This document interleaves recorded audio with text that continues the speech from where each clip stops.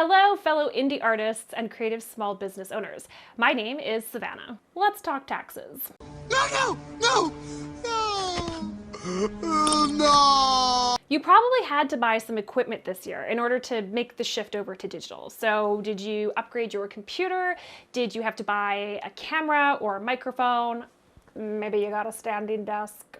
Did you know that if any of your new gear cost over $500, you can't just claim it like a normal business expense in your taxes? Items over $500 are assumed to last longer than just the year of purchase. So you actually have to claim the cost of that item throughout the entire lifespan that it is expected to last you.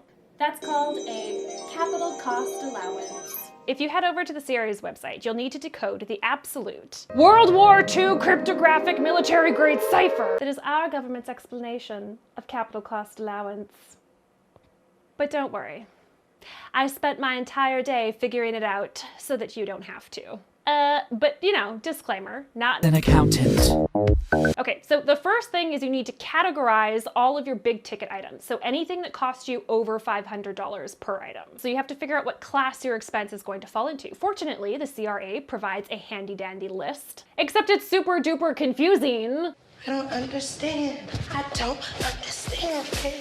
don't understand. Class 45. General purpose electronic data processing equipment, commonly called computer hardware and system software for that equipment, including ancillary data processing equipment. If you acquired them after March 22nd, 2004 and before March 19th, 2007. Why is there a special category for pinball machines?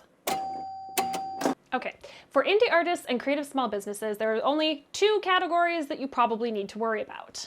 Class 8, furniture, appliances, or tools costing $500 an item or more. Class 50, computers and computer accessories costing $500 or more. Now that you've figured out what category or class all of your big ticket items get filled into, you just gotta do a little math. So each class is assigned a certain percentage, and that is the percentage of the item's cost that you can claim each year. So for class 8, it's 20%, and for class 50, it's 55%, for example. Pretty straightforward, right?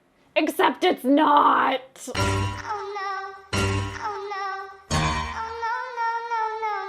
So the first year that you claim a capital cost allowance, you can actually only claim half the percentage, because it's totally possible that you bought your big ticket item halfway through the year. So the government has decided that you can't actually claim full usage of the year. So they've just decided arbitrarily it's going to be half.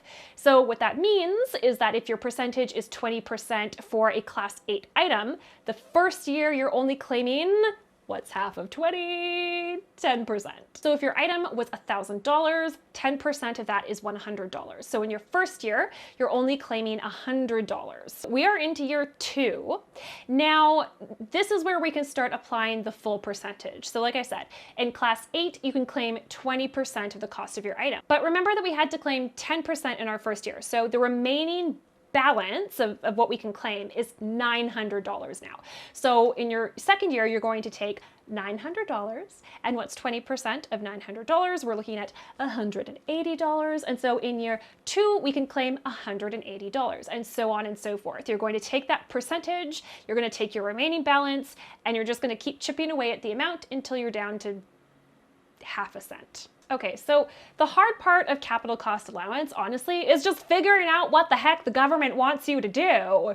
I took care of the hard part for you. Now you just have to make an Excel sheet. So you're gonna wanna make sure that you track your capital cost allowances and each percentage and remaining balance as you go, you know, progressively through the years. Hopefully your accounting software can do that for you, but I mean, I'm old school. I like to keep everything in an Excel sheet with formulas. So if you don't have software that can do that for you, just make an Excel sheet. And that's everything. Hopefully that was a really helpful crash course for you on capital cost allowance. If you liked this video, don't forget to hit subscribe.